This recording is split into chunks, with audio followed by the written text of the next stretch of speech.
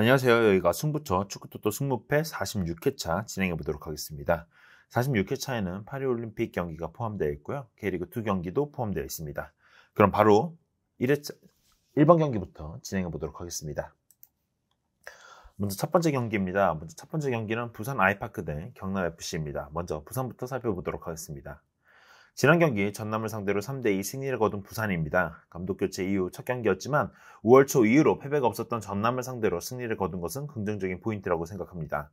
다만 센터백 중심 기한도 선수가 경기 막판 헤딩 경합에서 머리 부상을 당해 이번 경기 출전할지는 미지수입니다.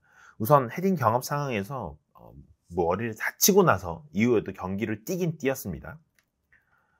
조성환의 부상은 조성환 감독이 부임한 부산은 3명의 미드필더를 중심으로 중원의 힘싸움에서 밀리지 않는 것을 선호했습니다. 유에이, 이동수, 라마스 등 3명의 중원 조합이 꽤나 위협적인 모습을 보여줬으며 이동수, 유에이가 득점까지 만들어줬습니다.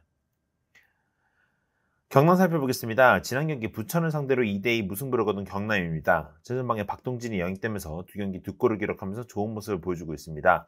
아라블리와 함께 투톱 조합이 꽤나 잘 맞고 있습니다. 하지만 수비진이 너무나 아쉬운 경남입니다. 중원에서부터의 수비가 가담돼야 될 상황에서 너무 안일했고 역습을 잘하는 팀을 상대로 지속적으로 실점을 내주는 경우들이 많습니다. 두 팀 정리해보겠습니다. 중원 싸움에서 경남이 크게 패배할 수 있다고 보여집니다. 중원의 3명을 잘 막아야 될 수 있을지도 의문인 상황이기 때문에 이번 경기는 부산의 승리로 예상해보도록 하겠습니다. 이번 경기입니다. 부천FC 대 수원삼성의 경기입니다. 먼저 부천부터 살펴보겠습니다. 지난 경기 경남을 상대로 2대2 무승부를 거둔 부천입니다. 경기 막판 바사니가 득점에 성공하고 퇴장을 당하면서 다음 경기 출전이 불가능한 상황입니다. 답답한 공격력이 다시 이어질 것으로 보여집니다. 역습 상황에서 빠르게 침투하면서 공격을 전개하는 것이 가장 중요한 부천인데 바사니가 빠진 부분은 굉장히 아쉬울 상황으로 보여집니다. 다음은 수원입니다. 지난 경기 충북 청주를 상대로 0대0 무승부를 거둔 수원삼성입니다. VR로 2골이나 취소가 됐고 심판의 어정쩡한 판정으로 말려버린 경기가 되어버렸습니다. 공격을 전개하는 과정은 나쁘지 않았으나 밀집된 수비를 뚫어내기는 어려움이 있었던 수원입니다. 확실히 득점에 많은 아쉬움이 있습니다. 변성환 감독 체제에서 단 한 번의 패배도 기록한 적이 없으나 득점에 아쉬움을 남으면서 승리를 거두지 못한 상황이 많이 나오고 있습니다. 두 팀 정리해보겠습니다. 두 팀의 전력차는 꽤 있는 편이라고 보여집니다. 그리고 역습 시 핵심인 바사니 선수가 빠진다는 점에서 승리를 거두기도 어려워 보입니다. 다만 수원이 밀집된 수비를 뚫기 어려워한다는 점에서 무승부 가능성도 있다고 보기 때문에 이번 경기는 부천의 무패로 예상해보도록 하겠습니다. 세 번째 경기입니다. 성남FC 대 전남 드래곤즈의 경기입니다. 먼저 성남부터 살펴보겠습니다. 지난 라운드 휴식을 가진 성남입니다. 강주와의 컵대회에서 연장 끝에 패배 기록을 한 성남인데요. 경기 내용은 나쁘지 않았습니다. 강주를 상대로 압박을 잘하면서 강주를 많이 위협을 했습니다. 하지만 경기별로 기복이 있는 성남입니다. 좋은 경기라고 보여주는 경우가 있지만 없는 경우에도 좀 많습니다.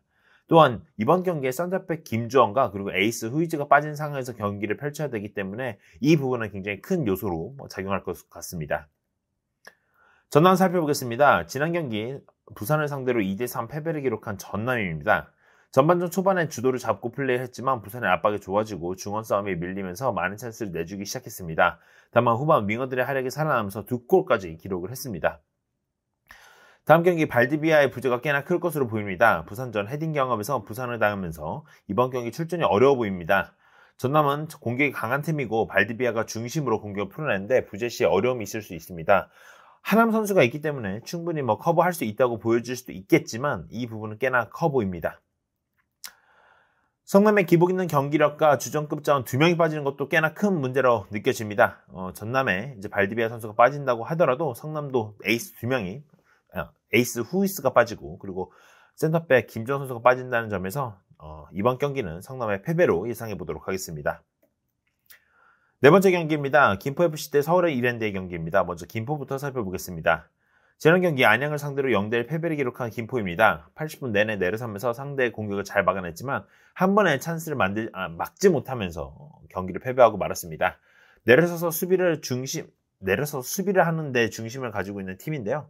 이후 공격으로 전환하는 팀이지만 김포가 굉장히 수비가 좋은 편이지만 이번 시즌에 선제골을 굉장히 좀 많이 먹히고 있습니다. 김포한테 가장 중요한 부분은 선제골을 먹히지 않는 것인데 최근 선제골을 지속적으로 내주고 있습니다.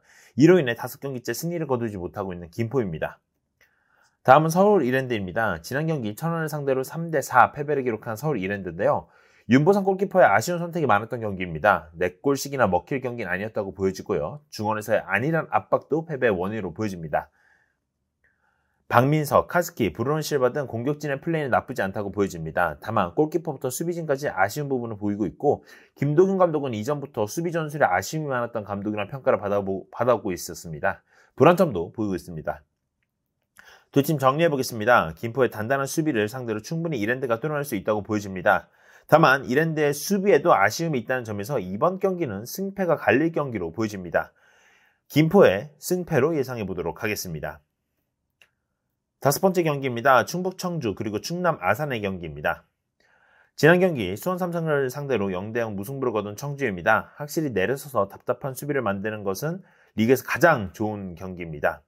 단단한 수비를 만드는 것은 가장 좋은 팀입니다. 6명의 수비수를 세워 하프 스페이스를 완전히 막아서는 선택이 수원을 굉장히 어렵게 만들었습니다. 리그 내에서 가장 적은 실점을 기록하고 있는 청주인데요. 수비 후 역습 상황에서 이강한 그리고 김병호 등 위쪽에서 위험한 장면을 많이 만들어주고 있습니다. 다만 득점까지 이어지기는 어려워 보입니다. 다음은 충남 아산입니다. 지난 경기 안산을 상대로 2대0 승리를 거둔 충남 아산입니다.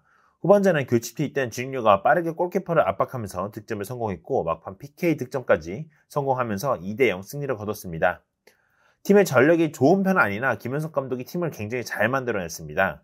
특히 선수들 간의 움직임이나 공격 시에 빠르게 침투하는 과정에서 확실히 약속된 플레이들이 나오고 있습니다. 두 팀 정리해보겠습니다. 청주의 수비가 워낙 좋습니다. 리그 내에서 실점이 가장 적고 많은 수비를 두는 것이 꽤나 상대팀들이 어려워하는 경향들이 있습니다. 하지만 아산이 팀적으로 플레이를 하는 부분들이 많다 보니까 충분히 뚫어낼 수 있다고도 보여지기 때문에 이번 경기는 충북 청주의 무패로 예상해보도록 하겠습니다. 여섯 번째 경기입니다. 안산 그리너스 대 FC 안양의 경기입니다. 먼저 안산부터 살펴보겠습니다. 지난 경기 아산을 상대로 0대2 패배를 기록한 안산입니다. 첫 번째 골 실점 장면에서 골키퍼 이준희의 미스로 실점을 하고 말았는데요. 이후에도 불안한 장면들을 많이 보여줬던 이준희 골키퍼였습니다. 리그 내에서 가장 적은 선수단의 연봉 규모와 선수들의 퀄리티로 아쉬움이 있습니다. 김범수 선수를 제외하고는 위협적인 장면을 만들 수 있는 선수들이 부족한 안산입니다.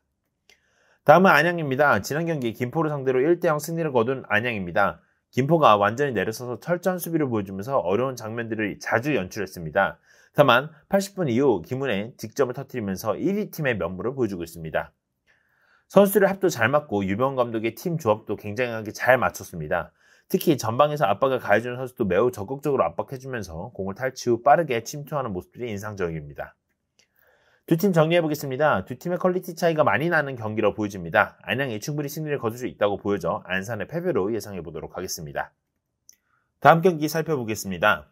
다음 경기는 우즈베키스탄 대 스페인의 경기입니다. 먼저 우즈베키스탄부터 살펴보도록 하겠습니다. 피지컬적으로 우수한 선수들이 많고 조직적으로 준비가 잘 된 팀 중 하나인 우즈베키스탄입니다. FC U23세 아시안컵 결승전에서 일본을 상대로 패배를 기록하긴 했으나 경기력이 나쁘지 않았습니다.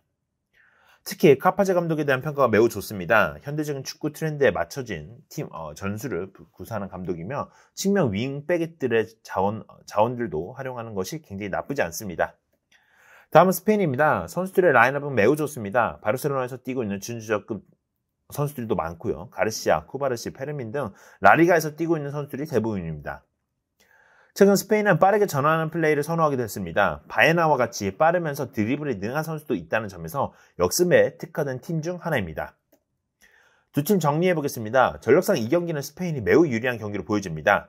다만 우즈베키스탄이 피지컬적으로 강하게 압박하는 것에 고전하는 팀들이 종종 있으며 꽤 준비가 잘 된 팀이라는 점에서 무승부 가능성도 예상해보도록 하겠습니다.